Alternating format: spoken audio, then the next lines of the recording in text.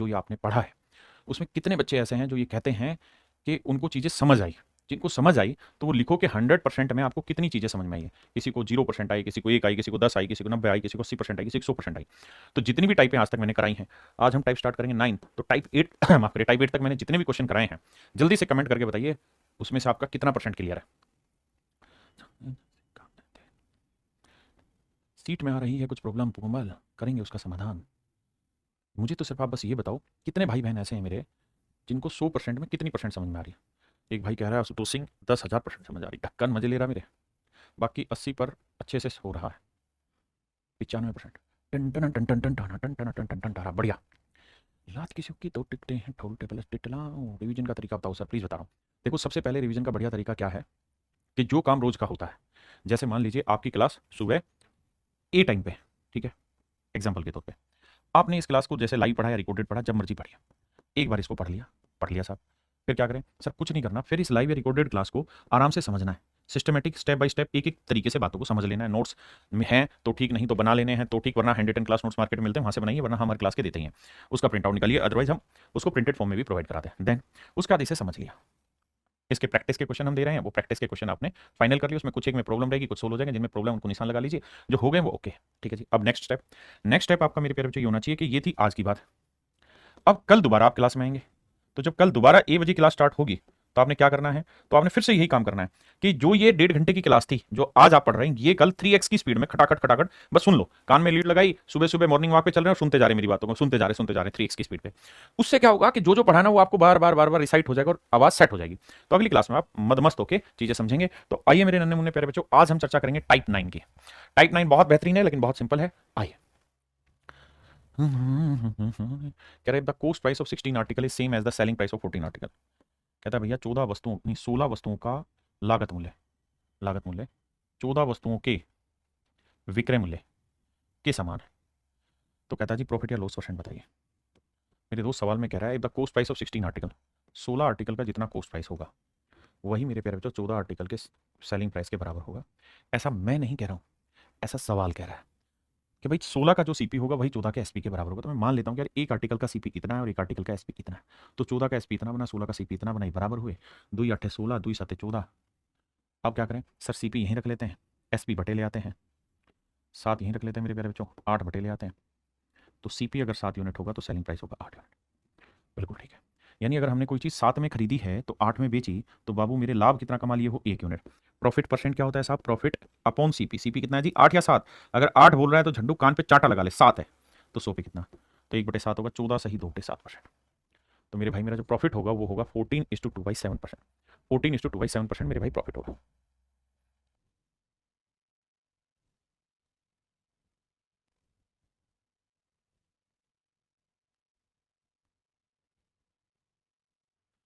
कह रहा है एक आदमी ये देखता है कि 2750 वस्तुओं का क्रय मूल्य 2500 आर्टिकल के सेलिंग प्राइस के बराबर है। CP of 2750 article is same as selling price of 2500 article. कह रहा है मेरे प्यारे बच्चों 2750 आर्टिकल का जो सीपी होगा वो 2500 आर्टिकल के एसपी के बराबर होगा। देखो जी, 0 से 0 काटा, 25 से काटेंगे 10 आएगा, 25 250, 25 11 275। यहाँ से सीपी एसपी बटे ले आएंगे, रेशियो आया मेरे बच्चे 10/11। यानी सीपी 10 है तो सेलिंग प्राइस हुआ 11। तो मेरे बच्चे अगर हमने 10 की चीज़ खरीद के 11 में बेच दी तो हमने 1 का प्रॉफिट कमा लिया। प्रॉफिट परसेंट क्या होता है साहब? प्रॉफिट परसेंट होता है प्रॉफिट अपॉन सीपी इंटू 100। तो आंसर आएगा 10%। यानी मेरा रेट ऑफ प्रॉफिट जो आया वो मेरे बच्चे 10% है।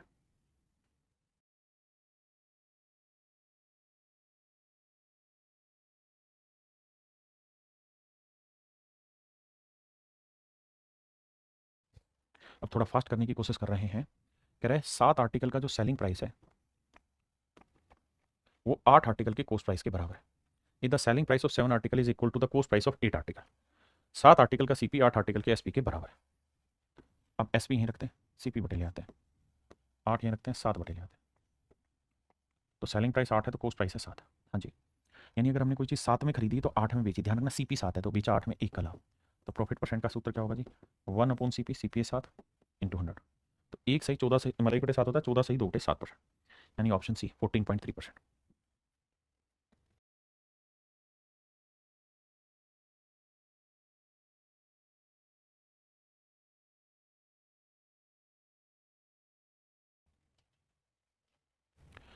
देखिए यार लाइन को यहां ध्यान से पढ़िएगा। कह रहा है 25 आइटम की कीमत एक्स आइटम बेचकर अर्जित की जाती है, की गई आय के बराबर है।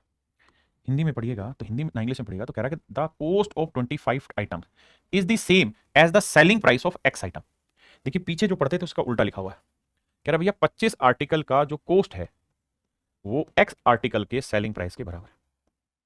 आप कहें ठीक है सर, तो यहां से सीपीएसपी का रेशियो निकाल दो, एसपी बटे लिख दो, तो आएगा एक्स बटे 25। बिल्कुल ठीक है। अब कहता है एक्स का मान ज्ञात करिए, क्या होगा यदि इस लेन देन में प्राप्त हुआ लाभ 25% है। यार अगर इस पूरे लेन देन में प्रॉफिट 25% है तो 25% की फ्रैक्शन क्या हुई मेरे प्यारे बच्चों, 1/4। पूरे लेन देन में प्रॉफिट है 25%, 1/4 यानी सीपी 4 है तो 1 का लाभ, एसपी क्या हुआ 5। सीपी 4 है तो एसपी क्या हुआ 5, तो इसे 5 करेंगे, 5 5 25, 5 20, तो एक्स की जो वैल्यू आएगी मेरे नन्हे मुन्ने बच्चों वो आएगी 20। इसका मतलब क्या हुआ, इस बात को ध्यान से देखिए। इसका मतलब ये हुआ कि भैया अगर हम 25% प्रॉफिट कमाना चाहते हैं तो हम 25 आर्टिकल का कॉस्ट 20 आर्टिकल के सेलिंग प्राइस के बराबर रखेंगे, तब ऐसा संभव है। इस बात को रटो नहीं, आराम से सीक्वेंस वाइज सेट करो कि भाई 25 आर्टिकल का जो कॉस्ट है वो सेम है एक्स आर्टिकल के सेलिंग के, उसको सेट करना सीखो। अगर आप सेट नहीं करना सीखोगे तो बनेगी नहीं बात कभी भी।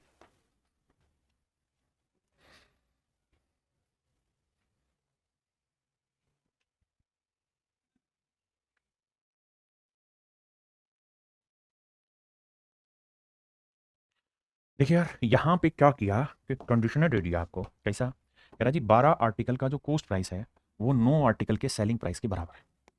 बात समझे, कह रहा जी 12 आर्टिकल का जो कॉस्ट है वो 9 आर्टिकल के सेलिंग प्राइस के बराबर है। पहली इतनी ही लाइन पढ़नी और इससे ज्यादा नहीं, शांति से काम कराऊंगा भाई। The cost price of 12 article is equal to the selling price of 9 article.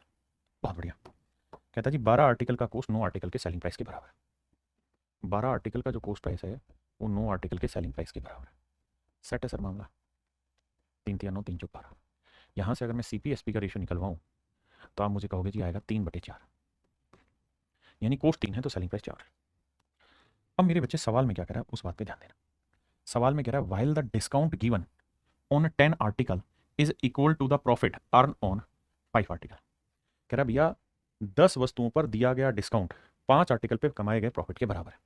मतलब जबकि 10 वस्तुओं पर दिया गया डिस्काउंट, 10 वस्तुओं पर दी गई छूट 5 वस्तुओं पर कमाए गए लाभ के बराबर है।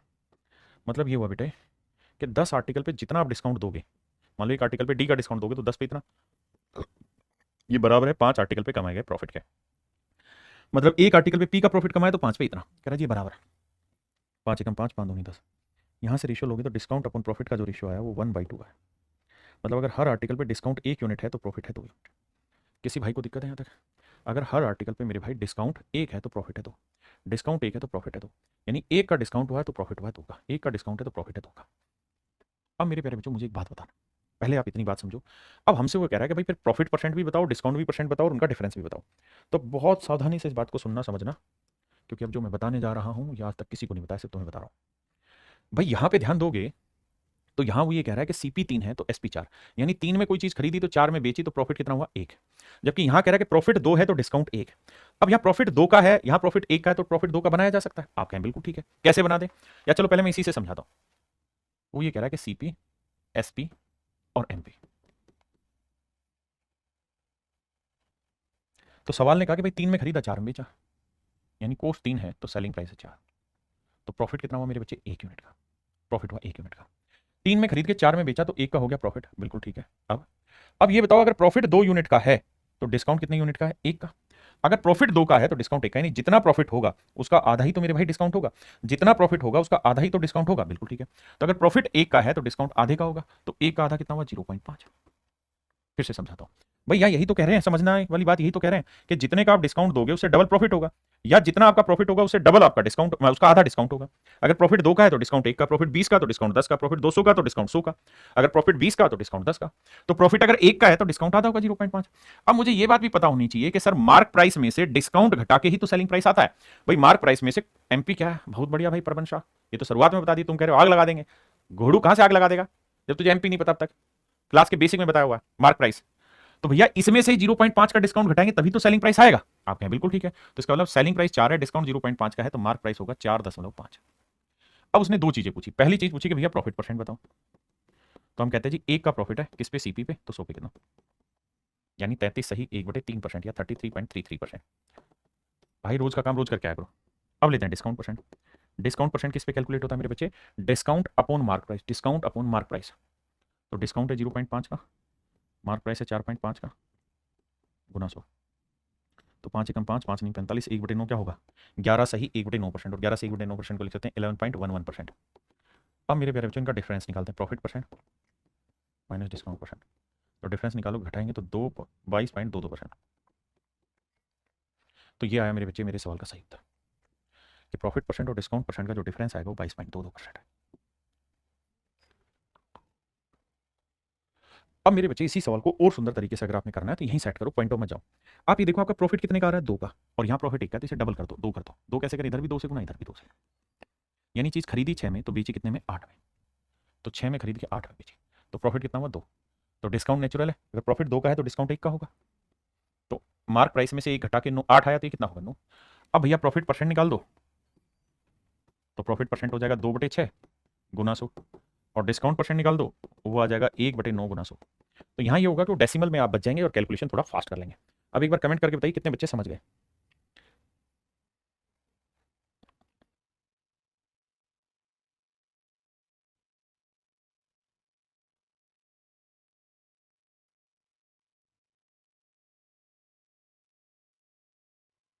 देखिए मेरे भाई, सवाल है कह रहा, आओ मेरे बाप, सवाल में क्या कह रहा है ध्यान से देखिए। सवाल में कह रहा है कि भाई 12 आर्टिकल का कॉस्ट प्राइस 9 आर्टिकल के सेलिंग प्राइस के बराबर है। यहाँ तक तो हमें कोई दिक्कत है ही नहीं।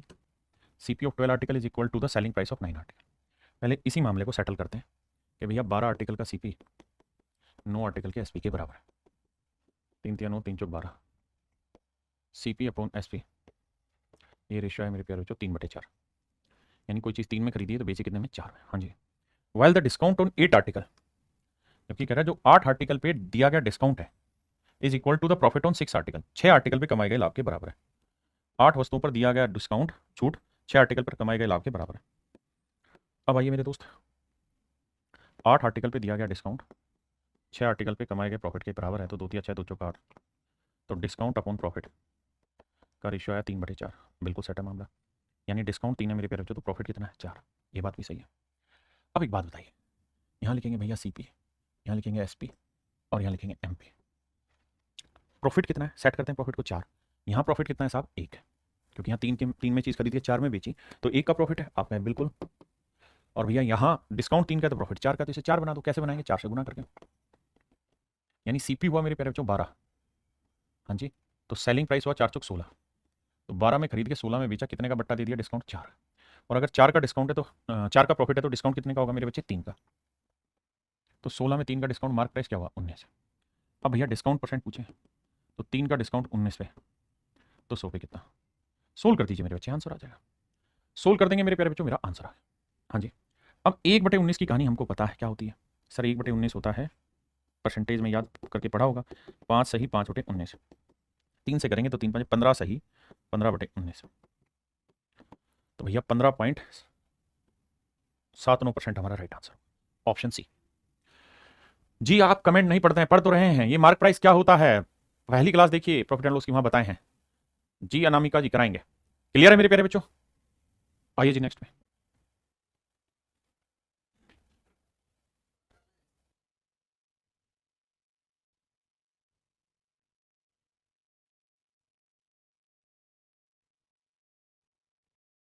आइए मेरे दोस्त, सवाल में कह रहा है कि 72 वस्तुओं को बेचने पर एक व्यक्ति को 9 वस्तुओं के विक्रय मूल्य के बराबर हानि होती है। After selling 72 article a man loses coast price ना सेलिंग प्राइस ऑफ 9 आर्टिकल। देखिए मेरे दोस्त, अभी तक जो सवाल थे उन सारे ही सवालों में एक खास बात क्या दे रखी होती थी, उन सारे ही सवालों में आपको ये दे रखा होता था कि इतने आर्टिकल का सीपी इतने आर्टिकल के एसपी के बराबर है। हाँ है ना? लेकिन अब क्या हो गया? अब यहाँ प्रॉफिट लॉस पे लिया है। कह रहा है क्या? 72 वस्तुओं को बेचने पर एक व्यक्ति को 9 वस्तुओं के विक्रय मूल्य 9 वस्तुओं के विक्रय मूल्य के बराबर हानि होती है। कहता है जी 72 आर्टिकल सेल करने पर एक आदमी को जो लॉस होता है वो 9 आर्टिकल के सेलिंग प्राइस जितना होता है। 72 आर्टिकल बेचने पर एक आदमी को जो लॉस होता है वो 9 आर्टिकल के सेलिंग प्राइस जितना होता है। हिंदी में डिफाइन करता हूँ, इंग्लिश में डिफाइन करता हूँ। आफ्टर सेलिंग 72 आर्टिकल, कह रहा है जी 72 आर्टिकल हम अपने घर से बेचने की इच्छा रख रहे हैं, और जब हम बेच रहे हैं तो हमें लॉस हो रहा है। किस चीज का? As the selling price of 9 article, कि 9 आर्टिकल के सेलिंग प्राइस जितना हमको लॉस हुआ है। तो मेरे प्यारे बच्चों, हमको करना एक ही काम है, आपको ये नोटिस करना है कि हमें लॉस किस चीज पे हो रहा है। तो हमें लॉस हो रहा है विक्रय मूल्य के बराबर। तो हमने मान लेना है, माना let selling price of each article, हर आर्टिकल का सेलिंग प्राइस मान लेना है 1 रुपी या 1 यूनिट। हमने मान लेना है कि भाई हर आर्टिकल का सेलिंग प्राइस, यानी एक आर्टिकल का सेलिंग प्राइस 1 यूनिट है। तो सवाल में कह रहा है कि भैया एक आदमी ने 72 आर्टिकल बेचे, तो एक आर्टिकल का सेलिंग प्राइस 1 रुपए है, तो 72 आर्टिकल का सेलिंग प्राइस कितना होगा? 72 गुना 1, 72 रुपए। लेकिन कह रहा है जी 72 आर्टिकल बेचने पे उसको लॉस हुआ है। किस चीज के बराबर जी? 9 आर्टिकल के सेलिंग प्राइस जितना। उसे प्रॉफिट या लॉस किस पे हुआ उसको मान लेते हैं। उसको लॉस हुआ सेलिंग प्राइस पे, selling price of each article. तो मैंने मान लिया एक आर्टिकल का सेलिंग प्राइस 1 रुपए है, तो भाई 72 आर्टिकल बेचे तो उनका सेलिंग प्राइस 72 होगा। अब उसे जो लॉस हुआ था, loss as selling price of 9 article, वो 9 आर्टिकल के सेलिंग प्राइस जितना लॉस हुआ था, तो 9 गुना एसपी, 9 रुपया आया।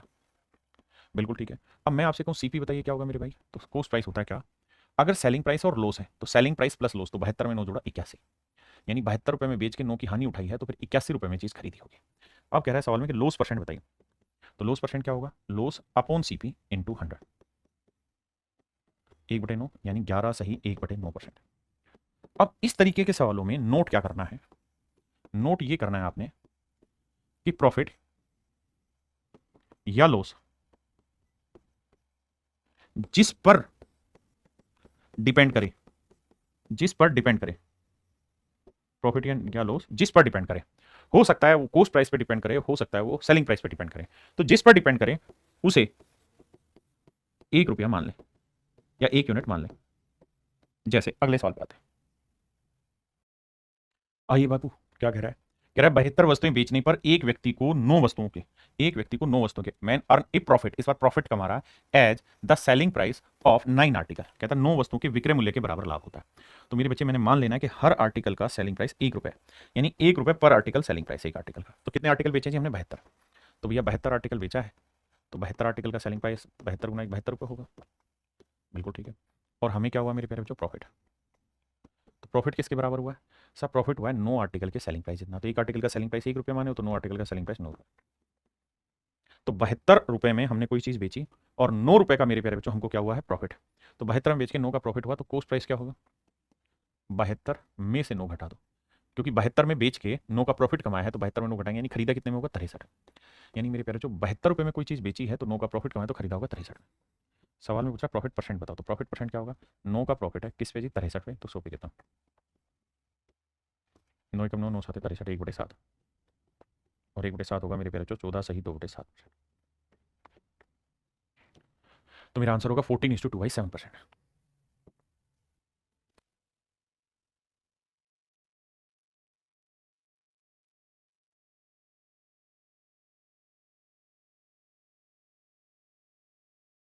देखिए मेरे दोस्त, सवाल में कह रहा है after selling 72 article a man earn a profit as the cost price of 9 article.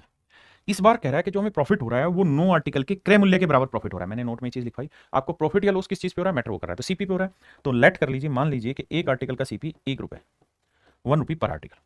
अब भाई ये बताओ हमने आर्टिकल बेचे कितने? तो साहब हमने आर्टिकल बेचे 72। तो भाई कोई भी चीज आप तभी तो बेचोगे जब वो आपके पास होगी, तो यानी आपके पास 72 आर्टिकल होंगे, तो उन 72 आर्टिकल की कॉस्ट क्या होगी? तो सर अगर एक आर्टिकल की कॉस्ट 1 रुपए है, तो जो 72 आर्टिकल बिके उनकी कॉस्ट क्या हो जाएगी? 72 गुना 1, 72 रुपए। बहुत सुंदर। अब आपको क्या हुआ जी? प्रॉफिट या लॉस? प्रॉफिट। कितना हुआ है साहब प्रॉफिट?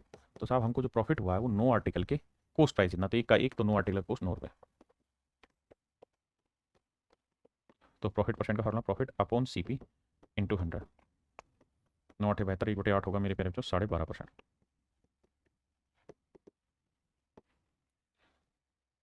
तो मेरे नन्हे मुन्ने प्यारे बच्चों, मेरा सही आंसर होगा 12.5%। देखिए जी, यहाँ पे भी सेम ही चीज़ है। कह रहा है कि एक आदमी को लॉस हो रहा है, नुकसान हो रहा है, किसका? 9 आर्टिकल का। किस चीज़ पे? 9 आर्टिकल के कॉस्ट प्राइस इतना लॉस हो रहा है। तो आंख बंद करके मान लीजिए एक आर्टिकल का कॉस्ट 1 रुपया, यूनिट मान लीजिए, रुपये मान लीजिए। अब कह रहा है कि भैया लॉस हो रहा है कितना? 9 आर्टिकल के कॉस्ट प्राइस जितना। तो एक आर्टिकल का सीपी 1, तो 9 आर्टिकल का सीपी 9 रुपये, यानी ये लॉस हो रहा है। कॉस्ट क्या होगी जी? 72 आर्टिकल, जब बेची 72 रहे हो तो खरीदे भी 72 होंगे, तो 1 रुपये के हिसाब से 72 रुपये की आपने खरीद की होगी। लॉस परसेंट, तो साहब 9 का लॉस है 72 पे, तो 100 पे कितना? 1/8 यानी 12.5%। Option C is your right answer.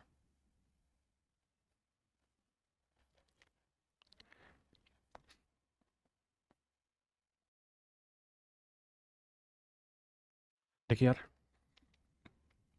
रहा है by selling this hens Mahesh suffered a loss equal to the selling price of 96 cents. Loss हो रहा है किस पे? सेलिंग प्राइस पे। तो मान लेते हैं एक मुर्गी का सेलिंग प्राइस 1 रुपए। ठीक है जी। तो पहली चीज तो ये भैया कि लॉस जो हुआ है वो 96 मुर्गियों के सेलिंग प्राइस जितना हुआ है, यानी 96 का हुआ है। बिल्कुल। अब हमने माना है सेलिंग प्राइस, यानी एक आर्टिकल हमने 1 रुपए का बेचा है। तो हमने टोटल आर्टिकल कितने बेचे हैं भैया? 144 मुर्गियां बेची। तो 144 मुर्गियां कितने की बिकी होंगी? 144 की। अब देखिए ध्यान से, अगर मैं कहूं तुम्हें कि भैया यहां से सीपी फाइंड आउट करो, तो आप कहेंगे सर सीपी फाइंड आउट करने का तरीका है एसपी प्लस लॉस, अगर लॉस हुआ है तो 144 तो है एसपी और लॉस है भैया 96 का। जोड़ोगे तो 6 4 10, नोट 4 15, नोट 4 13 और एक 14, 6 4 10, नोट 4 13 और एक 14। ठीक है जी। और 240 लॉस परसेंट क्या होगा जी? तो 96 का लॉस है 240 पे। शो पे कितना देखो जी, 24 चौक 96, 24 ढाई, 2 दूनी 4, 2 5 10। अब 1/5 20 है तो 2/5 क्या हुआ? 40%। यानी उसे एक्चुअल में 40% का लॉस हुआ है। लेकिन दिक्कत यह है कि हम क्यों इतनी बड़ी बड़ी कैलकुलेशन करें? अगर यहीं पे कुछ चीज़ें कट जाती तो काट लिया करो। जैसे 24 चौक 96 और 24 चिक है 144, 2 दूनी 4, 2 तिया 6। तो आप ऐसे देखिए कि 3 रुपए में बेची है, 2 का लॉस है, तो फिर खरीदी कितने में होगी? 5 में। तो सीधा 2 का लॉस 5 पे, तो 100 पे कितना? हमने रेशियो निकाल दिया। तो हम ये कह सकते हैं कि यार 3 में बेच के 2 का लॉस कमा रखा है, तो सीपी ना एसपी प्लस लॉस करेंगे तो सीपी आ जाएगा यार। आंसर निकाल देंगे 40%। आप और समझदार हैं तो ये काम यहीं कर दिया करो, चीज़ों को और छोटा और आसान बना दिया करो।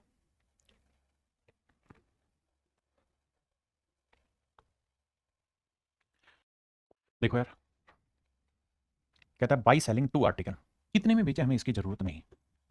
A person gains the cost price of 3 article.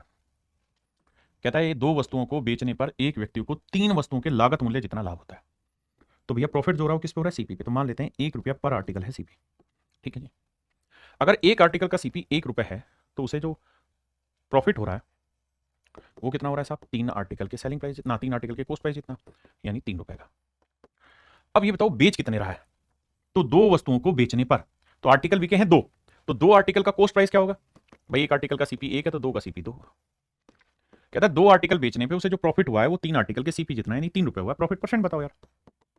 तो प्रॉफिट अपॉन सीपी इंटू 100, 3/2 होगा मेरे बच्चे 150%। ये मेरा आंसर हो। अब आपके मन में 2 सवाल होंगे। पहला सवाल कि सर 800 का क्या किया? मेरे बच्चे आपको याद होगा परसेंटेज जब मैं पढ़ाता था तब ये चीज़ कहता था कि अगर सवाल के आखिर में कंपैरिजन पूछा हो, परसेंटेज पूछा हो, रेशियो पूछा हो, फ्रैक्शन पूछा हो, तो वहाँ हमें रियल वैल्यू लेने की जरूरत नहीं है। We just can simply ignore it the profit percentage. कहता लाभ प्रतिशत क्या होगा? हाँ जी। आप कहें जी 800 का यूज करना होता तो 800 का यूज कर सकते हैं उस केस में, लेकिन उसकी जरूरत कहाँ है जब हमें परसेंटेज ही निकालना है। तो देखिए मेरे भाई, कह रहा है कि एक व्यक्ति 80 किलोग्राम चावल खरीदता है और इसे 30 किलोग्राम के लिए किए गए भुगतान के बराबर लाभ पर बेच देता है। कह रहा है and sells it at a profit as much money as he paid for 30 kilogram. कहता है 30 किलोग्राम के लिए किए गए भुगतान, यानी जितना 30 किलोग्राम का कॉस्ट होगा ना उतना ही उसको प्रॉफिट हो जाता है। तो सबसे आसान काम यही है कि हमने मान लेना है कि भाई एक आर्टिकल का सीपी 1 रुपए। तो बाबू ये देखिए कि उसको जो प्रॉफिट हो रहा है वो कितना हो रहा है? सर वो हो रहा है 30 किलोग्राम के कोस्ट प्राइस जितना, और एक का कोस्ट 1 माना है तो प्रॉफिट हुआ 30 रुपए। अब ये बताओ उसने बेचे कितने आर्टिकल है? 80, ना सॉरी खरीदे कितने? 80 किलोग्राम चावल खरीदता है, तो 1 किलोग्राम का सीपी 1 माना है तो 80 किलोग्राम का सीपी 80 रुपए हो गया। कह रहा प्रॉफिट बताओ, तो भैया 30 का प्रॉफिट 80 पे तो 100 पे कितना? अब आप जानते हैं 3/8 37% डायरेक्ट रिजल्ट होता है। तो option C is your right answer. Option C is your right answer. आइए भाई, मायने माय माय इसको हटा दो भाई थोड़ी देर के लिए। सवाल में कह रहा है 38 गेंदों को बेचने पर 6 गेंदों के क्रय मूल्य के बराबर हानि होती है। तो भैया लॉस हो रहा है सीपीपी, तो मान ले रहे हैं 1 रुपए पर आर्टिकल हो रहा है लॉस। 1 रुपए पर आर्टिकल हो रहा है लॉस। कहते हैं loss equal to the cost price of 6 ball. तो मेरे बच्चे हम मान लेते हैं कि भैया जो उसे लॉस हो रहा है वो 6 आर्टिकल के सीपी जितना हो रहा है। आप कहें ठीक बात है, तो 6 आर्टिकल का जो सीपी होगा उतना लॉस होगा। अब एक आर्टिकल का सीपी 1 रुपए तो 6 आर्टिकल का सीपी 6 रुपए, यानी मेरे प्यारे बच्चों से जो लॉस हो रहा है वो 6 रुपए का हो रहा है। अब कह रहा है कि 38 गेंदों को बेचने पर, तो भाई 38 गेंदें बेची तो 38 गेंदें खरीदी कितने की होंगी? तो वो खरीदी होंगी 38 की। क्यों? क्योंकि सर एक आर्टिकल का कॉस्ट 1 रुपए है तो 38 गेंदों का कॉस्ट हुआ 38 रुपए। बिल्कुल ठीक। अभी कोई दिमाग नहीं दौड़ाना, क्या पूछा है उसे बाद में देखेंगे, पहले जो पढ़ते हैं उस पर फोकस करिए। सवाल ये था कि भाई 38 गेंदें बेचने पे 6 गेंदों के कॉस्ट के जितना हमें लॉस हो रहा है, तो हर गेंद का कॉस्ट 1 रुपया, तो 6 का लॉस हुआ, 38 में खरीदा। भाई अगर 38 में कोई चीज़ खरीदी है, 6 रुपये का लॉस हुआ, तो बेची कितने में होगी? तो सीपी में से लॉस हटाएंगे तो 32 रुपये में चीज़ बेची होगी। और हमने मानना होता है, जब भी हम किसी चीज़ को मानते हैं तो ध्यान रखना, हमेशा जो माना जाता है वो माना जाता है यूनिट में, 1 यूनिट पर आर्टिकल कॉस्ट माना जाता है। आपने कहा जी ठीक है, तो इसका मतलब मेरे दोस्त ये हुआ कि हर आर्टिकल का सेलिंग प्राइस होगा 32 यूनिट, मतलब 1 यूनिट इतना है, तो सारे आर्टिकल का सेलिंग प्राइस होगा 32 यूनिट, लॉस होगा 6 यूनिट, और कॉस्ट होगी मेरे बच्चे 38 यूनिट। यानी अगर हमने सारे आर्टिकल 38 यूनिट में खरीदे थे तो 6 यूनिट का लॉस कमाएंगे, तो बेचेंगे 32 यूनिट में। जबकि सवाल में कह रहा है कि भाई हमने सारे आर्टिकल कितने में बेचे हैं? 2240 रुपये में, तो 32 यूनिट रिप्रेजेंट कर रहा है 2240 रुपये। तो 1 यूनिट की वैल्यू बटे 32। अब भैया 32 से करेंगे तो 7 दूनी 14, 7 के 7 से कट रहा है तो 70 रुपये। तो 1 यूनिट की वैल्यू 70। हमसे पूछ रहा है कि हर आर्टिकल का सीपी बताओ, तो हर आर्टिकल का सीपी माना कितना था? 1 यूनिट, तो 1 यूनिट की वैल्यू 70 रुपये आ गई, तो मेरा आंसर आया 70। आइए जी नेक्स्ट में।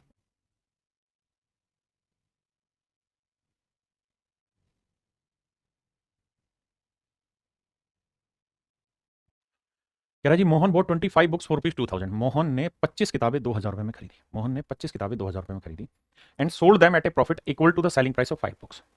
कहता है कितने प्रॉफिट में बेची है? Equal to the selling price of 5 books. तो मेरे बच्चे हम मान लेते हैं कि selling price of each article is 1 unit per article. कह रहा है जी उसे जो प्रॉफिट हुआ है वो हुआ है 5 आर्टिकल के या 5 किताब के सेलिंग प्राइस जितना। एक आर्टिकल का सेलिंग प्राइस 1, तो 5 का सेलिंग प्राइस 5 यूनिट। ठीक है, सवाल में ये कह रहा है कि भाई मोहन ने 25 किताबें खरीदी, कितने में? उसको मारो गोली। तो अगर मोहन ने 25 किताबें खरीदी हैं तो 25 किताबें ही बेचना चाह रहा है, और एक किताब का सेलिंग प्राइस क्या है जी? 1 यूनिट। तो 25 किताबों का सेलिंग प्राइस क्या होगा मेरे बच्चे? तो आप कहेंगे जी 25 यूनिट। सिंपल सी बात है। अब 25 यूनिट में कोई चीज बेची है, 5 यूनिट का प्रॉफिट कमाया है, तो खरीदी कितने में होगी भाई? तो खरीदी होगी 20 यूनिट में। जबकि सवाल में कह रहा है कि उसने सारी जो किताबें हैं वो खरीदी हैं कितने में? 2000 में। 2000 रुपये में खरीदी, तो 20 यूनिट रिप्रेजेंट कर रहा है 2000 रुपये को, तो 1 यूनिट की वैल्यू 100। बहुत सुंदर। तो पूछा है हर किताब का सेलिंग प्राइस बताओ, तो 1 यूनिट की वैल्यू 100 आ गई, and that is your answer. Option A is your right answer. हमने 1 यूनिट तो माना था।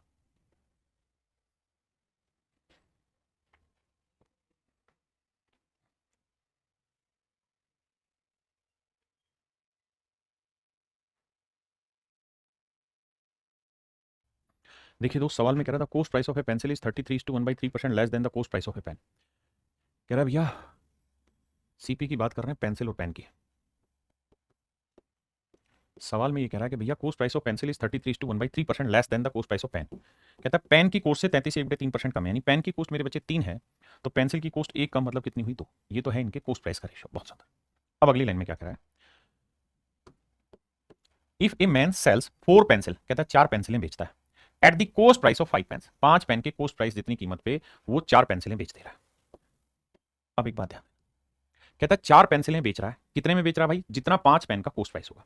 तो भाई 4 पेंसिल का, हम तो 4 पेंसिल को बेचने गए हैं, तो ये बताओ 4 पेंसिल का कॉस्ट प्राइस कितना होगा? तो भाई हर पेंसिल का कॉस्ट कितना है? 2 यूनिट। तो 4 पेंसिल का कॉस्ट कितना होगा? 4 तो नहीं 8 यूनिट। बिल्कुल ठीक है। जब हम बेचने गए तो हमने इसे बेच दिया कितने में? हमने इसे बेच दिया है कॉस्ट प्राइस ऑफ 5 पेन, 5 पेनों के कॉस्ट प्राइस जितनी चीजों में बेच दिया। तो एक पेन का कॉस्ट प्राइस 3 है, तो 5 पेन के कॉस्ट प्राइस जितनी कीमत में बेच दिया, यानी 15 में बेच दिया। तो कह रहा है प्रॉफिट परसेंट बताइए क्या होगा? तो भाई 8 यूनिट की चीज 15 यूनिट में बेची तो कितने का प्रॉफिट कमाया? 7 का। तो भैया 7 यूनिट का प्रॉफिट है 8 पे, तो 100 पे कितना? 7/8 होता है कितना भैया? 87। सही, 1/2%। Option D. आप सवाल को 2-3 बार पढ़िए।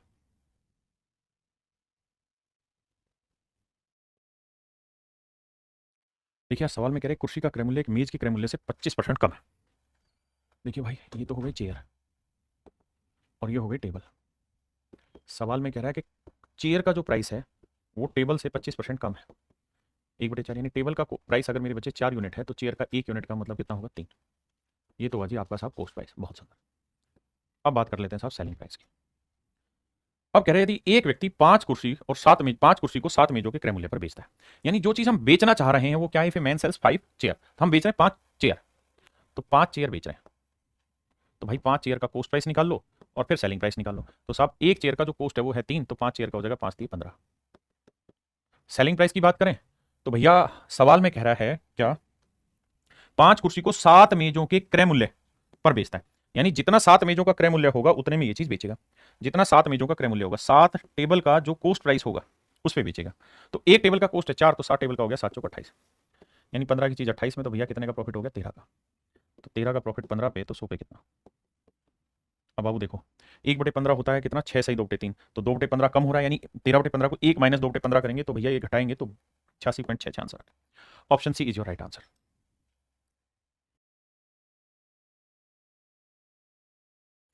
देखो मेरे दोस्तों, अब हम बात कर रहे हैं टाइप 10 में। टाइप 10 में क्या होगा कि अमाउंट ऑफ ट्रांजेक्शन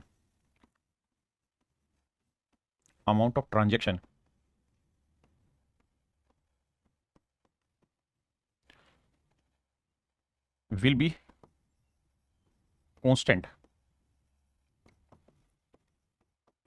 कि भैया जिस अमाउंट के साथ हम चीजें कंपेयर करना चाह रहे हैं वो मेरे प्यारे बच्चों हमेशा ही इन सवालों में कांस्टेंट रहेगी। कांस्टेंट इन द ऐसे कि भाई हम 20 रुपए पर किलोग्राम के भाव से चीज खरीद के लाए हैं, तो बताओ 20 रुपए में कितनी किलो चीज दे दें कि हमें इतने, 20 रुपए में कितनी चीज बेचें कि हमें इतने का प्रॉफिट हो। यानी ऐसे सवाल में कहेगा भाई 20 रुपए के भाव से हम इतनी चीज लिया है, अब हमें 10% का प्रॉफिट कमाना है, तो बताओ 20 रुपए में कितनी चीजें बेचें। पहले एक बात बताओ, ये मैंने आपको समझाया था कि सीपी जो होता है उसी के ऊपर प्रॉफिट परसेंट निकलता है। तो मान लीजिए अगर किसी आर्टिकल का कॉस्ट प्राइस 2000 रुपए और आपको इसमें प्रॉफिट हुआ है 10% का, तो सेलिंग प्राइस बताओ क्या होगा। तो एक तो तरीका ये है कि भैया 2000 का 10% हुआ कितना, 200, तो जोड़ेंगे सेलिंग प्राइस 2200 रुपए। या फिर जो समझदार बच्चा होगा वो ये कहेगा कि 10% का मतलब 10/100, यानी जो भी मेरा सीपी है उसका 10% उसमें प्रॉफिट हुआ है और 100% ओसीपी है, तो इसका मतलब 100 में 10 और जोड़ दो तो जो सेलिंग प्राइस है वो 110% हो जाएगा। यही करते थे, है ना। यानी मोटी बात ये है कि सेलिंग प्राइस निकालने का एक सूत्र होता है क्या, कॉस्ट प्राइस इंटू में 1, ना कॉस्ट प्राइस इंटू में 100 प्लस प्रॉफिट परसेंट, अगर प्रॉफिट हुआ है तो अपॉन में 100 और अगर लॉस हुआ है तो माइनस लॉस परसेंट। इस तरह भी हम सेलिंग प्राइस निकाल सकते हैं फार्मूले से। तो आइए मेरे दोस्त पहले ही सवाल पर नजर पेश कीजिए। कहता है man purchase some number of oranges at the rate of 25 oranges for ₹1। How many oranges for a rupee did he sell to gain 25%। कुछ शब्दों पे फोकस कराएंगे आपका। ₹4 कहता है 1 रुपए के हिसाब से उसने 25 संतरे खरीदे, तो कह रहा है फिर ए रुपी माने 1 रुपए के हिसाब से कितने संतरे बेचे कि उसे 25% का प्रॉफिट हो जाए। एक व्यक्ति कुछ संतरे रुपए 1 में 25 के भाव से खरीदता है, तो वह रुपए 1 में कितने संतरे के भाव से बेचे कि उसे 25% का प्रॉफिट हो जाए। ये मेरे प्यारे बच्चों मेरा सवाल है। How do we solve it, now discuss. तो देखिए मेरे बच्चे, अगर मैं इस सवाल को डिटेल कराने लगूं आपको, तो डिटेल तो मैं ये कहूंगा कि देखो यार 25 जो आर्टिकल है या 25 संतरे हैं, ये हमने खरीदे हैं कितने में, 1 रुपए में। आप कहेंगे बिल्कुल ठीक है भाई, हमने यही तो कहा, a man purchase some number of oranges at the rate of 25 oranges for ₹1। यानी 1 रुपए में 25 संतरे के हिसाब से संतरे खरीदे। तो भैया एक आर्टिकल कितने का होगा भाई, 25 आर्टिकल 1 रुपए के खरीदा है, तो एक आर्टिकल का कॉस्ट क्या हुआ, 1/25 रुपए। आपने कहा जी ओके रिपोर्ट है। अब कहता है जी मैं इस पे प्रॉफिट कमाना चाहता हूँ। कितना प्रॉफिट कमाना चाहते हैं जी, 25% का प्रॉफिट कमाना चाहते हैं। ऐसा मैं कह रहा हूँ, ये सवाल सवाल कह रहा है जी कि 25% का हम प्रॉफिट कमाना चाहते हैं, तो बताओ 1 रुपए में कितने संतरे बेचे। तो भैया एक आर्टिकल का सीपी इतना है, प्रॉफिट इतना है, तो फिर ये बताओ कि एक आर्टिकल का सेलिंग प्राइस कितना हुआ। तो आप कहेंगे फार्मूला होता है sir CP into 100 plus profit upon 100। Detail बता रहा हूँ फिर शॉर्ट समझाऊंगा। तो मेरे प्यारे बच्चों, एक आर्टिकल का कॉस्ट प्राइस क्या है, 1/25, बहुत सुंदर, इंटू 100 प्लस प्रॉफिट। प्रॉफिट कितना है भैया, 25%, तो 100 में 25 जोड़ा 125 बटे 100, 25 5 125, 5 20 100। तो एक आर्टिकल का जो सेलिंग प्राइस है वो आया 1/20। अब मुझे जो चर्चा करनी थी वो 1 रुपए पे ही करनी थी। किस पे करनी थी मेरे प्यारे बच्चों, 1 रुपए पे ही करनी थी। यानी मैं ये कह रहा हूं कि भाई एक आर्टिकल का सेलिंग प्राइस 1 रुपए, तो बताओ फिर 1 रुपए में कितने बेचे। तो भाई एक आर्टिकल का सेलिंग प्राइस 1/20 रुपए है, तो 20 आर्टिकल का सेलिंग प्राइस कितना होगा। तो आप कहोगे 20 से गुना करेंगे तो आ जाएगा 1 रुपए। मतलब 1 रुपए में जब वो 20 आर्टिकल बेचेगा तो उसे 25% का प्रॉफिट होगा, अगर उसने 1 रुपए में 25 आर्टिकल खरीदे थे। ये आपका आंसर हुआ डिटेल में। 20 है ही नहीं, बहुत शटान है भैया, ऑप्शन चेंज कर दीजिए, इसे 20 कर लीजिए। यानी 1 रुपए में जब वो 20 संतरे बेचेगा तब उसे 25% का प्रॉफिट होगा। अब मेरे भाई मैं इस सवाल को शॉर्ट में समझा रहा हूं कॉन्सेप्ट से। देखिए यार, मैं कह रहा हूं कि अमाउंट ऑफ ट्रांजेक्शन जो होगा ना वो सेम होगा। सवाल में कह रहा है कि भाई 1 रुपए में 25 के भाव से संतरे खरीदें, 25 के भाव से खरीदें, तो 1 रुपए में कितने संतरे बेचे कि उसे ओवरऑल 25% का प्रॉफिट हो जाए। आपने एक चीज नोटिस की कि 1 ही रुपए के भाव से चीज खरीद के लाए और 1 ही रुपए के भाव से चीज बेचनी है। खरीद के जो लाए और जो बेचनी है, तो जो प्रॉफिट कमाना है ना वो हमें रुपए में नहीं, हमें आर्टिकल की क्वांटिटी में ही कमाना है। भाई जितने खरीद के लाए अगर प्रॉफिट कमाना है तो 1 रुपए में उससे कम बेचने होंगे। तो मेरे प्यारे बच्चों मेरा सवाल होगा सर मैथ की लैंग्वेज को कैसे तोड़ते हुए समझ नहीं आता। गुंजन चौहान भाई एक बार आंख बंद करके लिख ले, उसका एक ही तरीका है और वो तरीका है सवाल को बार बार पढ़ना, तब जाके वो चीजें ब्रेक होती है, अदरवाइज नहीं होता। अब भाई अब मैं चाहता हूं कि यार 25% का प्रॉफिट हो, 25% का प्रॉफिट हो, तो 25% की फ्रैक्शन क्या हुई, 1/4। इसका मतलब ये हुआ कि अगर कोई चीज, अगर हम रुपए की बात करें तो 4 रुपए में अगर हम कोई चीज खरीद के लाए थे, अगर हमने कोई चीज 4 रुपए में खरीद के लाए थे मेरे भाई, ये मेरा कॉस्ट प्राइस हो, 25% में प्रॉफिट कमाना चाहता हूं, तो 4 में कोई चीज खरीद के लाया तो 1 रुपए का लाभ लेके मैं बेचना चाहूंगा उसे, तो बेचना कितने में चाहूंगा, 5 रुपए में। तभी तो मेरा प्रॉफिट होगा। आपने कहा ठीक है। अगर मैं 25% प्रॉफिट कमाना चाहता हूं तो इसका मतलब 4 में चीज खरीद के लाया तो बेचूंगा 5 में, तभी 25% का प्रॉफिट होगा। और मैं अब आपको ये कह रहा हूं कि भैया जितना अमाउंट ऑफ ट्रांजेक्शन पहले था उतना ही अमाउंट ऑफ ट्रांजेक्शन बाद में रहेगा, फिक्स है। तो मैं क्या करता हूं, 4 और 5 का एलसीएम ले लेता हूं, कितना आया 20। तो मैं मान लेता हूं यार 20 रुपए उसके पास थे, 20 रुपए उसके पास थे। अब बात करते हैं आर्टिकल की। तो भाई 4 रुपए के भाव से 20 रुपए में कितने आर्टिकल ले आएगा वो, तो आप कहेंगे 5 आर्टिकल ले आएगा। और जब बेचने लगेगा तो एक आर्टिकल 4 रुपए वाला 5 में बेचेगा, तो 5 रुपए में एक बेचेगा, तो 20 रुपए में कितने आर्टिकल बिकेंगे, 4। तो मेरे नन्हे मुन्ने प्यारे बच्चों, आपको ये बात समझ में आएगी कि प्राइस का रेशियो अगर 4:5 था तो आर्टिकल का रेशियो 5:4 हो जाएगा। अगर प्राइस का रेशियो 4:5 है तो आर्टिकल का रेशियो 5:4 हो जाएगा। ये मेरे नन्हे मुन्ने बच्चों, मेरे प्यारे प्यारे बच्चों, मेरा आंसर हो कि जो रेशियो आपके प्राइस का होता है उससे उल्टा ही रेशियो आर्टिकल का होगा अगर अमाउंट ऑफ ट्रांजेक्शन फिक्स है। अगर फिक्स है आपकी अमाउंट ऑफ ट्रांजेक्शन तो जो रेशियो आपके प्राइस का होगा उससे उल्टा ही रेशियो आपके नंबर ऑफ आर्टिकल का होता है। ये मैं आपको समझाना चाह रहा हूं। तो ऐसे हर एक सवाल में आंख बंद करके एक ही काम करना है, क्या कि प्राइस का रेशियो लिखा करो। और अब जिस भी भाई को ये बात कम पल्ले पड़ी है वो इस बात को याद करना, यहां से हम सवाल समझ रहे हैं, यहां से टाइप कर रहे हैं, पीछे की चीजें छोड़िए। कि जो रेशियो प्राइस का होता है उससे उल्टा रेशियो नंबर ऑफ आर्टिकल का होता है, और जो आर्टिकल का होगा उससे उल्टा रेशियो प्राइस का होगा अगर अमाउंट ऑफ ट्रांजेक्शन फिक्स है। जैसे सवाल ने कहा कि भाई 1 रुपए में 25 संतरे खरीदे तो 1 रुपए में कितने बेचे, कि 25% का प्रॉफिट हो। 25% का प्रॉफिट हो मतलब चीज 100 रुपए में खरीदी है तो 125 में बेचे। भाई यही तो मतलब हुआ कि अगर चीज 100 में खरीदी है तो 125 में बेचे। आपने कहा ठीक है, तो रेशियो क्या हुआ, 25 चौक 100, 25 5 125। तो प्राइस का रेशियो 4:5, तो क्वांटिटी का रेशियो, तो सर क्वांटिटी का जो रेशियो होगा वो हो जाएगा 5:4। बिल्कुल ठीक है, क्वांटिटी का रेशियो हो जाएगा मेरे भाई 5:4। मतलब ये कि अगर प्राइस का रेशियो 4:5 है तो क्वांटिटी का रेशियो 5:4 हो जाएगा। मतलब अगर आप 5 आर्टिकल खरीद के लाए थे, 5 यूनिट आर्टिकल खरीद के लाए थे तो आपको 4 यूनिट आर्टिकल बेचने होंगे, जबकि एक्चुअल में आप 25 संतरे खरीद के लाए थे। 25 संतरे खरीद के लाए थे तो 5 यूनिट 25 संतरे, 1 यूनिट 5, तो 4 यूनिट 4 5 20 संतरे। तो इसका मतलब आपको 20 संतरे बेचने होंगे, तो वो हो जाएगा जो आप चाह रहे हैं। तो आंसर ऑप्शन सी कर लेते हैं, 20। क्वेश्चन में मिस्टेक है। क्लियर है भाई? अब अगले भाई,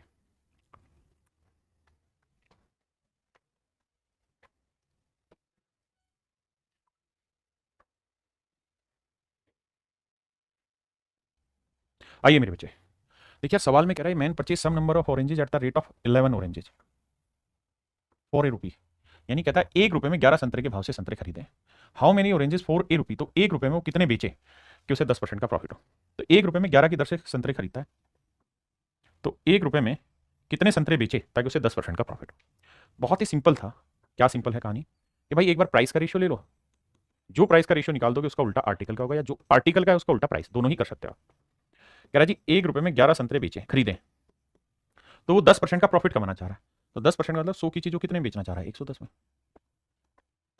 तो 10:11। तो अगर प्राइस का रेशियो 10:11 है तो आर्टिकल का रेशियो 11:10 है। तो 11 यूनिट 11 संतरे हैं तो 1 यूनिट 1 संतरा हुआ।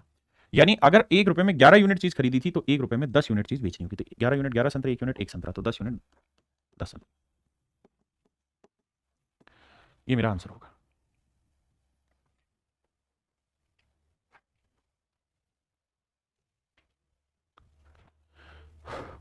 करो भाई करो, तब तक मैं ड्राफ्ट कर रहा हूं।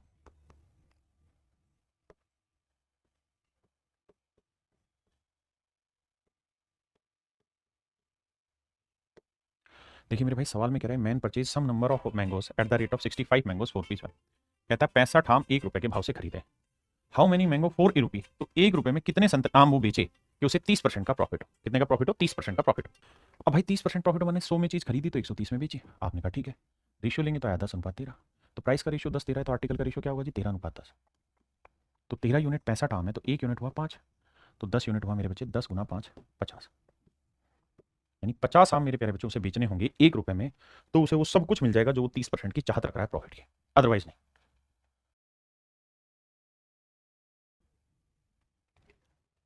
सवाल में कह रहे हैं man bought 9 pen for a rupee, 1 रुपए के 9 पेन खरीदे। ये शब्द ध्यान देना, अमाउंट ऑफ ट्रांजेक्शन। तो कह रहा है how many pen should be sell for a rupee, तो 1 रुपए में कितने पेन बेचे, 1 रुपए 1 रुपए। और ये जरूरी नहीं है कि यहाँ एक हो, यहाँ 10 10 लिख देगा तब भी कोई फर्क नहीं पड़ेगा, या 5 5 रुपए लिख देगा तब भी कोई फर्क नहीं पड़ेगा। अगर इस सवाल में एक्स एक्स रुपए लिख देना तब भी सवाल सेम ही उत्तर देगा, जैसे पिछला वाला सवाल था ना, ये वाला सवाल। अब मान लो मैं इसमें क्वेश्चन चेंज कर रहा हूं, और क्वेश्चन चेंज करके मैं बदल दे रहा हूं। मैं क्वेश्चन बदल रहा हूं भाई। क्या क्वेश्चन बदल रहे हो सर? क्वेश्चन ये बदल रहा हूं, 4 रुपीज एक्स एक्स,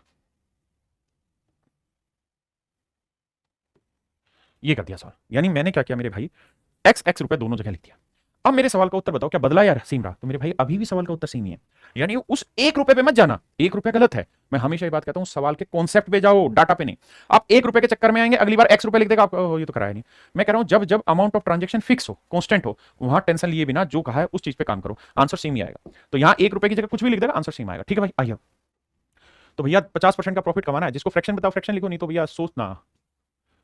100 से कोई चीज 150 हो रही है, प्राइस का रेशो है 50 दूनी 100, 50 3 150, प्राइस का रेशो 2:3 है। तो आर्टिकल का रेशो क्या है जी, 3:2। अगर 50% का प्रॉफिट है तो बढ़ा दिया, लॉस होता तो घटा देते। तो भैया प्राइस का रेशो 2:3 है तो आर्टिकल का रेशो 3:2 होगा। यानी अगर 3 यूनिट आर्टिकल खरीदे हैं तो 2 यूनिट आपको बेचने होंगे, जबकि खरीदे हैं 9 कलम 9 पेन। तो भैया 3 यूनिट 9 कलम तो 1 यूनिट 3 कलम, तो 2 यूनिट 2 3 6 कलम। तो मेरे नन्हे मुन्ने प्यारे बच्चों, मेरा आंसर आएगा 6। करिए जी।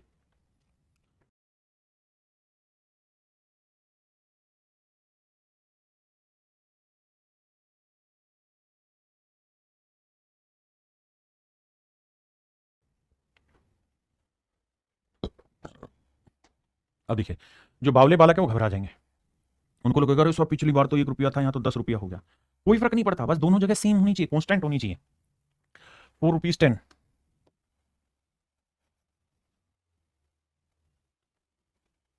एक ही बात है, अलग नहीं होगी। दोनों जगह मेरे प्यारे बच्चों सेम कहानी। अब क्या करना है साहब, प्राइस का रेशो लेना है। प्राइस में कह रहा है जी 40% का प्रॉफिट कमाना है, तो 100 की चीज 140 में बेचनी। तो आर्टिकल का रेशो उल्टा लेना होगा, 20 5 100, 20 7 140। अब उल्टा करोगे 7:5। यानी अगर 7 यूनिट पर आर्टिकल के भाव से चीज खरीदी है तो 5 यूनिट पर आर्टिकल के भाव से बेचनी होगी। जबकि खरीदी कितनी है, 7 पेंसिल। तो भैया 7 यूनिट 7 पेंसिल हैं, तो 1 यूनिट 1 पेंसिल, तो 5 यूनिट कितना आएगा, 5 पेंसिल। 5 पेंसिल, ये मेरे प्यारे बच्चों मेरा सही आंसर, ये मेरे प्यारे बच्चों मेरा करेक्ट आंसर। आइए जी नेक्स्ट में।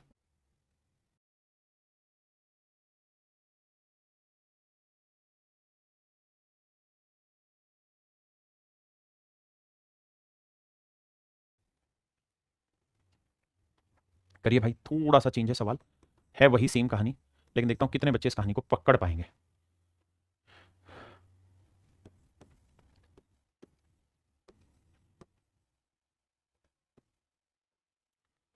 देखते हैं कितना है। देखिए यार सवाल में क्या कह रहा है, सवाल ये कह रहा है कि भाई एक a person bought pens at ₹20 at 25 4 rupees.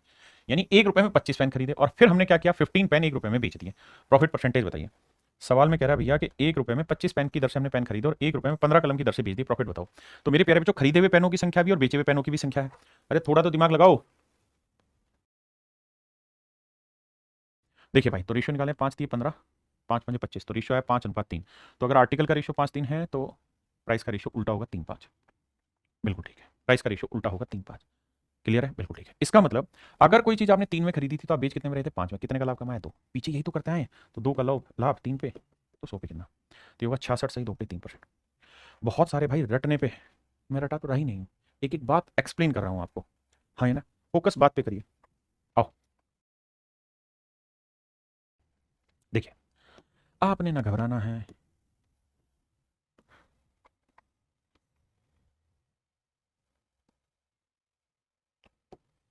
कह रहा है एक व्यक्ति को 1 रुपए में 32 नींबू बेचने पर 40% की हानि होती है। कहता है 1 रुपए में 32 नींबू बेचने पर 40% की हानि होती है। बेच ही रहे हैं हम पहले भी।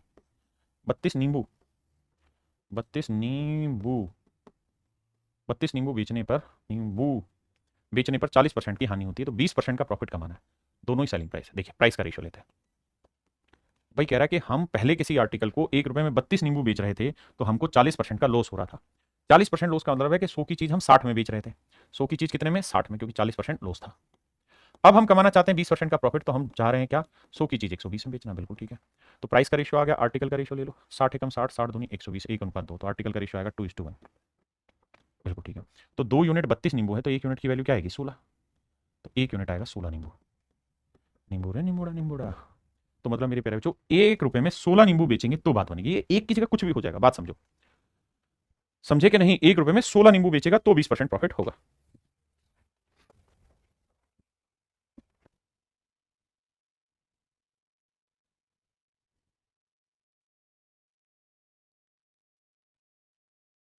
कह रहा जी 1 रुपए में 12 चीकू बेचने पर 20% की हानि होती है। हमें प्राइस का रेशियो चाहिए। कहता है 1 रुपए में 12 आर्टिकल बेचने पे हमें 20% का लॉस होता है। 20% का लॉस तो 100 की चीज़ 80 में, और हम चाह क्या रहे हैं 20% का प्रॉफिट कमाना। तो 100 की चीज़ हम बेचना कितने में चाह रहे हैं भैया, 120 में। बहुत सुंदर जी। अब तो प्राइस का रेशियो है ये, तो आर्टिकल का रेशियो निकालेंगे। 20 चौक 80, 20 ठीक है 100 नहीं, और छोटा कटेगा। 40 दूनी 80, 40 थी 120। यानी प्राइस का रेशियो अगर 2-3 है तो आर्टिकल का रेशियो मेरे प्यारे बच्चों 3:2 होगा। मतलब 3 यूनिट 12 आर्टिकल को रिप्रेजेंट कर रहा है, तो 1 यूनिट 4 आर्टिकल को, तो 2 यूनिट रिप्रेजेंट करेगा 4 दूनी 8 आर्टिकल। इसका मतलब ये हुआ मेरे भाई कि वो 1 रुपए में जब 8 आर्टिकल बेचेगा तो उसे 20% का प्रॉफिट होगा। हाँ है ना, 20% का प्रॉफिट होगा।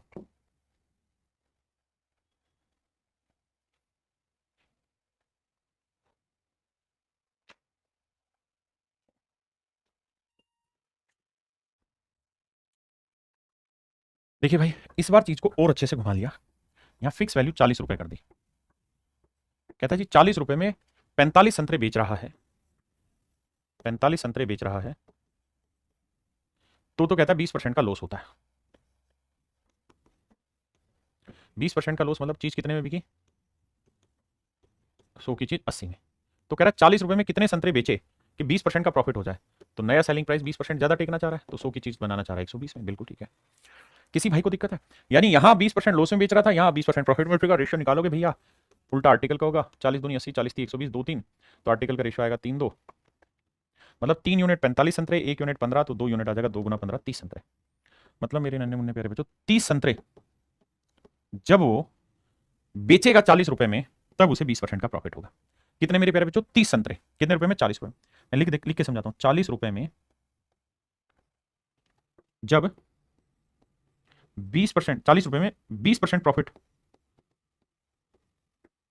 कमाने के लिए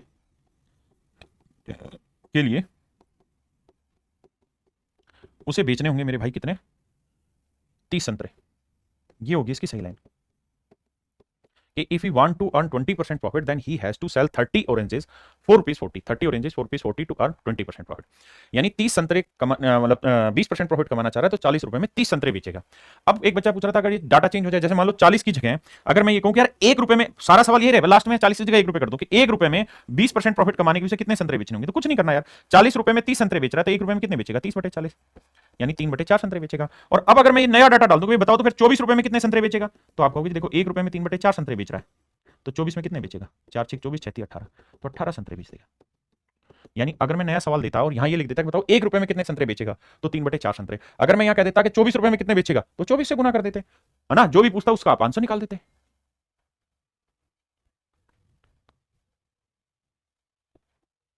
जैसे ये सवाल है, यहां मैंने इसी सवाल को यूज किया कि भाई 40 रुपए में 45 केले बेचने पर एक आदमी को 20% का प्रॉफिट होता है ना, सॉरी लॉस होता है। तो उसे 20% का प्रॉफिट कमाने के लिए इस बार क्या हुआ है, 40 की जगह मैंने 24 लिख दिया। 40 की जगह 24 लिख दिया कि भाई यहां तो था 40 में 45, यहां मैं कह रहा हूं 24 रुपए। अब आप कहें सर यहां कांस्टेंट तो नहीं है, बिल्कुल नहीं है। लेकिन थोड़ी देर के लिए सेम यही सवाल मान लो, सोचो 40 नहीं 24, ना 24 नहीं 40 लिखा होता है, तो आसानी से निकाल देते जैसे पिछले वाला किया था। बिल्कुल, अगर पिछले वाला जैसा किया था कि भाई 40 में 30 संतरे बेचेंगे तो 1 रुपए में 3/4, तो 24 में कितने, 3/4 गुना 24। 24 की जगह एबीसीडी कोई भी अमाउंट हो इसी तरह कैलकुलेट हो जाएगी, सिंपल।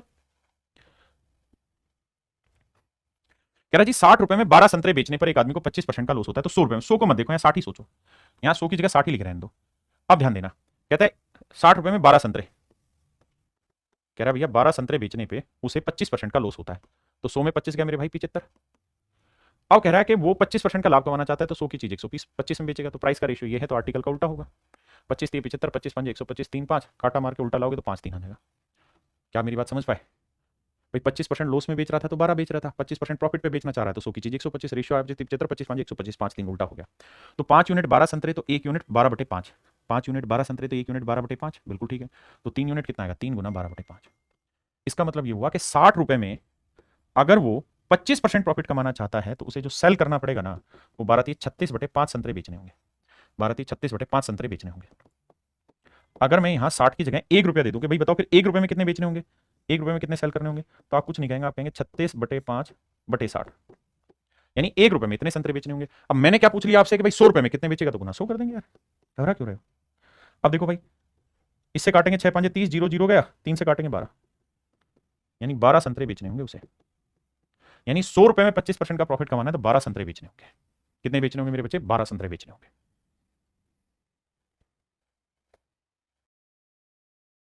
अब यहां देखिए, यहां अमाउंट ऑफ ट्रांजेक्शन क्या है? 60 रुपए। अब यहां अमाउंट ऑफ ट्रांजेक्शन क्या है? 36 रुपए। थोड़ी देर के लिए 36 को 60 मान लो कि 60 ही रुपए लिखा हुआ है। हाँ जी, 36 को 60 ही मान लो मेरे प्यारे बच्चों, मान लिया जी। अब तो सेम ही होना है। तो कह रहा है कि 64 से बेचता है, 64 से बेच देता है कब? जब उसको 25% का प्रॉफिट होता है। तो भैया 100 की चीज 125 में, बिल्कुल ठीक है। अब कह रहा है कि वो 40% का लॉस कमाना चाहता है, 40% का लॉस कमाना चाहता है, 40% की हानि कमाना चाहता है। मतलब 100 की चीज कितने में बेचना चाहता है? 60 में, बिल्कुल ठीक है जी। तो प्राइस का रेशियो ये है, आर्टिकल निकालो, वही कटेगा किससे? 5 से। 25 पंजे 125, 5 12 60। तो सब रेशियो आया 25 12, तो यहाँ निकालेंगे तो 12 25, बिल्कुल ठीक है जी। तो भैया 12 पंजे 60, तो 1 यूनिट की वैल्यू आ गई कितनी? 64/12। भाई 12 यूनिट 64, तो 1 यूनिट की वैल्यू 64/12, तो 25 यूनिट की वैल्यू क्या होगी? 25 गुना 64/12। अब समझदार बच्चा जो होगा वो बड़े सिंपल से मेरी बात समझेगा कि भाई यहाँ 60 रुपए था कॉन्स्टेंट वैल्यू, हम 60 ही रख लेते हैं। कि भाई 60 रुपए में 40% का लॉस कमाना चाहता है तो उसे सेल करने होंगे 25 गुना 64/12। लेकिन मैं कहूँ 1 रुपए में कितने करेगा? तो सर भाग दे देंगे बटे 60। और मुझे कराना कितना है भैया? यहाँ 36 रुपए। मुझे चाहिए क्या मेरे भाई? 36 रुपए। तो 36 में कितने करेगा? गुना 36 कर देंगे। कैसे सोल्व करें जी? देखो 12 से काटेंगे 3 आया, 5 5 25, 5 12 60, ना सॉरी 12 30 36, 3 20 60 आया। देखो 5 5 25, 5 20, 4 से काटेंगे 16। ठीक है जी। क्या क्या करवा दिया तुमने कटिंग पटिंग में मुझसे गलत? देखो यार, 12 से 12 30 36, 3 से 20 आया, 5 5 25, 5 चौक 20 आया, 4 से काटेंगे 16, 16 5 80। तो यानी 80 संतरे बेचेगा वो 36 रुपए में, तो उसे 40% का लॉस होगा। सब कुछ वही है।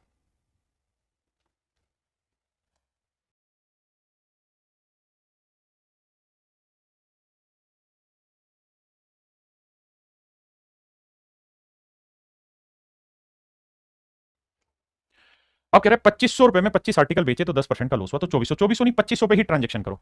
तो भाई 25 आर्टिकल बेचने पे 10% का लॉस हुआ, 25 आर्टिकल बेचने पे 10% का लॉस हुआ, तो 100 की चीज 90 में प्राइस आ गया।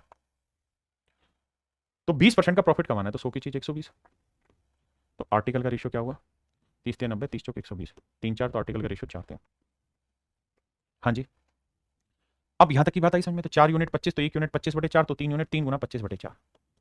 यानी अगर मैं 2500 की ही बात करूं तो 2500 रुपए में मेरे प्यारे बच्चों जब वो 3 गुना 25/4 आर्टिकल बेचेगा तो उसे 20% का प्रॉफिट होगा। तो 1 रुपए में कितना करेगा भैया? ये 2500 रुपए था, तो 1 रुपए के लिए बटे 2500। और हमको 2500 चाहिए नहीं, हमको चाहिए कितना? 2400। तो 2400 में कितना? गुना 2400। अब देखिए 2 जीरो से 2 जीरो काटा, 25 से 25 काटा, 3 8 24, 8 3 24, ना 4 4 6 24, माफ करिएगा 6 3 18। तो आंसर आ जाएगा 18। तो उसे 18 आर्टिकल बेचने होंगे और आपका आंसर आ जाएगा। कुछ है ही नहीं, बहुत सिंपल सी बात पकड़ाई आपको। देखिए मेरे भाई सवाल में क्या कह रहा है? कह रहा है एक विक्रेता ने 14 रुपए में 5 नींबू खरीदे। आर्टिकल 5 है, a vendor sells lemon at the rate of 5 lemon 4 rupees 14 बेचे। तो कह रहा है कि 5 नींबू बेचे हैं भाई उसने, 5 लेमन बेचे हैं, माफी चाहता हूं भाई, 5 लेमन बेचे हैं कितने में? 14 रुपए में, तो उसे 40% का प्रॉफिट हुआ है। तो भैया एक बात बताओ, प्रॉफिट हुआ 40% का, तो सेलिंग प्राइस दे रखा है, सीपी पूछा है, तो यानी 100 में चीज खरीदी होगी तो 40% का प्रॉफिट लेके 140 में बेचेगा। रेशियो लेंगे तो 20 5 100, 20 आते 140। प्राइस का रेशियो 7:5 है, तो आर्टिकल का रेशियो क्या होगा मेरे भाई? 5:7, बिल्कुल ठीक है। इसमें किसी भाई को दिक्कत है? नहीं। यानी 5 आर्टिकल खरीदे होंगे तो ना 5 आर्टिकल बेचे हैं तो खरीदने होंगे 7। तो 5 यूनिट 5 लेमन, 1 यूनिट 1 लेमन, तो 7 यूनिट 7 लेमन। यानी 7 लेमन मेरे प्यारे बच्चों उसने खरीदे होंगे कितने में? 14 रुपए में। तो मैं ये कह सकता हूं कि भाई 7 लेमन का जो कॉस्ट प्राइस है वो है मेरे बच्चे 14 रुपए। तो 1 लेमन का कॉस्ट प्राइस कितना हुआ मेरे प्यारे बच्चों? 14/7, कितना रुपए? तो मुझसे पूछ रहा है कि भैया 1 दर्जन लेमन का प्राइस क्या होगा? 1 दर्जन मतलब 12 लेमन का प्राइस क्या होगा? तो 12 लेमन का प्राइस क्या होगा ये बताना है। तो गुना 12 करेंगे, 7 दूनी 14, 12 दूनी 24। तो 1 दर्जन नींबू 24 रुपए में खरीदे होंगे। यही उसने सवाल में पूछा कि 1 दर्जन नींबू कितने में खरीदे। अब आते हैं मेरे प्यारे बच्चों हम टाइप 11 पे। यहां है number of article is same, number of article is same. Article same करने होंगे, जैसे बेसिकली कंपैरिजन है। पिछले वाले में भी कंपैरिजन था, इस वाले में भी कंपैरिजन है, लेकिन यह थोड़ा डिफरेंट कंपैरिजन है। आइए समझाने की कोशिश करता हूं कंपैरिजन को कैसे।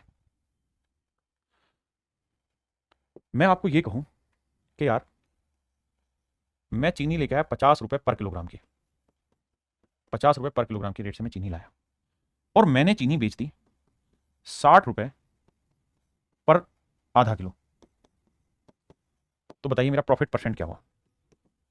तो अगर आप ये सोच रहे हैं कि सर 50 में खरीद के लाए 60 में बेची तो 10 का लाभ, किस पे 50 पे तो 100 पे कितना, तो आंसर आ गया सर 20%। तो मेरे प्यारे बच्चों ये गलत है, ये सोचना ही गलत है। क्यों गलत है? क्योंकि भाई जो कंपैरिजन शब्द है ना, कंपैरिजन तभी हो पाएगा जब क्वांटिटी इक्वल हो। यहां है आधा किलो का रेट, यहां है किलो का रेट। जब तक दोनों जगह पे या तो आधा आधा किलो डाला हो या फिर दोनों जगह एक एक किलो हो, जब तक मेरे प्यारे बच्चों दोनों ही केसेस में क्वांटिटी सेम नहीं होगी, आप कंपैरिजन नहीं कर पाएंगे।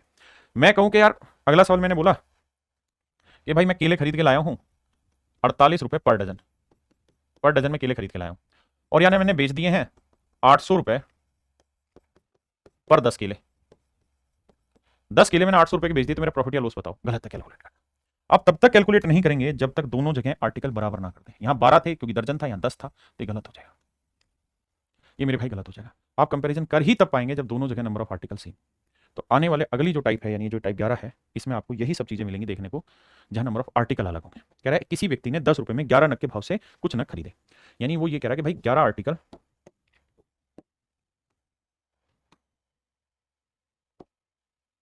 11 आर्टिकल जो उसने खरीदे हैं वो 10 रुपए के भाव से खरीदे, और जब वो बेचने गया तो 10 आर्टिकल उसने 11 रुपए के भाव से बेच दिए। जब वो बेचने गया तो 10 आर्टिकल 11 रुपए के भाव से बेच दिए। मेरे प्यारे बच्चों 11 आर्टिकल 10 रुपए के भाव से खरीदे और 10 आर्टिकल 11 रुपए के भाव से बेच दिए हैं। तो मेरे भाई सवाल में आपसे पूछ रहा है कि उसका ओवरऑल प्रॉफिट या लॉस परसेंट बताइए क्या होगा। देखिए मेरे भाई, तरीका ये होगा, दोनों ही जगह नंबर ऑफ आर्टिकल सेम करो। क्यों? क्योंकि आप तब तक इनमें कंपेयर नहीं कर सकते जब तक दोनों जगह आर्टिकल सेम ना किए जाए। क्या तरीका होगा? सर ये 11 आर्टिकल का कॉस्ट है तो इसे 10 से गुना कर दो, इधर 10 से किया तो इधर भी 10 से करोगे, इधर 11 से करो तो इधर भी 11 से करोगे। इसका मतलब जाने क्या हुआ?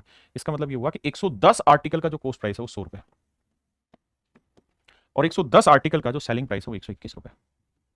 यानी 110 आर्टिकल 100 में खरीदे, 121 में बेचे, तो कितने का लाभ कमाया? 21 का। और 100 पे 21 का लाभ क्या कहलाता है? 21%। यानी इस ट्रांजेक्शन में हमको मेरे प्यारे बच्चों क्या हुआ? 21% का प्रॉफिट हुआ है, 21% का प्रॉफिट हुआ है।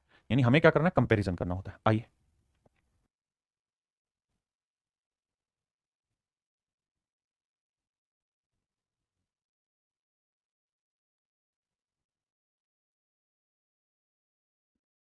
आइए मेरे भाई, सवाल में कह रहा है a man purchase some pencil at a rate of 6 pencil 4 rupees 5। एक आदमी ने 6 पेंसिल 5 रुपए के भाव से खरीदी, और कह रहा है उसने ये सारी ही पेंसिलें बेच दी हैं 5 आर्टिकल 6 रुपए के भाव से। यानी 5 पेंसिल 6 रुपए के भाव से बेच दिया, 6 रुपए के भाव से बेच दिया। तो प्रॉफिट या लॉस परसेंट निकालिए। अब मेरे प्यारे बच्चों ध्यान दीजिए, दोनों ही जगह नंबर ऑफ आर्टिकल इक्वल करने होंगे, तो इधर 5 से करना है इधर। तो बेसिक तरीका ये है कि भाई यहाँ 5 से लिखो तो इधर भी करो, तो सीधा ही तीर चला दिया करो इसे ऐसे और इसको इससे। तो 6 को करोगे 36 और 5 को 5 से किया 25, इधर 6 से। इसका मतलब 30 आर्टिकल 25 के खरीदे हैं तो 30 आर्टिकल बेच रहा है 36 में, तो कितने का प्रॉफिट? 11 का। तो 11 का लाभ 25 पे तो 100 पे कितना? तो आंसर आएगा 44%, ऑप्शन ए। सेम ही सवाल है भाई, कह रहा है 3 आर्टिकल 4 रुपए के भाव से खरीदे और 4 आर्टिकल 3 रुपए के भाव से बेच दिए। तो क्या करो, 4 को 4 से गुना करोगे 16 आएगा, और 3 को 3 से गुना करोगे 9। यानी कुल मिला के 16 रुपए वाली चीज 9 में बेच दी है। तो क्या होगा लॉस? कितने का? 7 का। यानी 7/16 का लॉस होगा। तो 100 पे कितना? अब यह 1/16 होता है 6 सही 1/4, तो 7/16 हो जाएगा 7×42। तो 42 से थोड़ा बड़ा कहाँ कौन सा यार? तो ऑप्शन डी, 43.75% का लॉस होगा, ऑप्शन डी।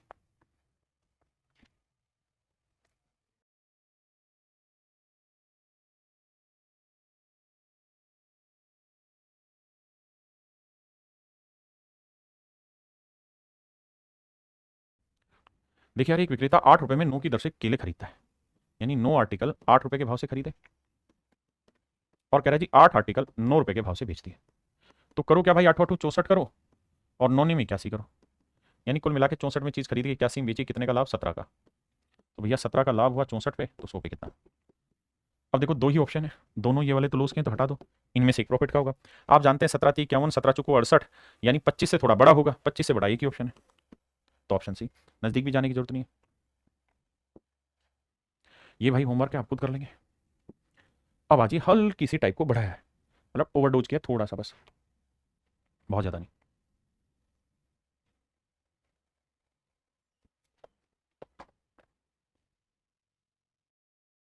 देखिए मेरे भाई,